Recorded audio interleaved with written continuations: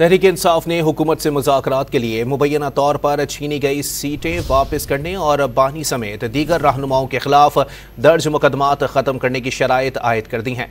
Don news के programme दूसरा रुख में गुफ्तगू में अपोजिशन लीडर उमर अयूब ने वज़ीर आज़म की मुशीर राना सनाउल्लाह की मुज़ाकरात की पेशकश गैर संजीदा करार देकर मुस्तरद कर दी। प्रोग्राम आज शाम 7:05 पर नशर किया जाएगा। जमातें हैं, मुस्लिम लीग नून हो गई, पीपल्स पार्टी हो गई या MKM हो गई, ये फॉर्म 47 की बेनिफिशरीज हैं, इन्होंने फ़ायदा उठाया है। लिहाजा ये उस चीज़ से पीछे हटे। हमारी जो खोई हुई सीटें हैं जो हमसे चोरी हुई थी उसके हवाले से वो हमें वापस आएँ।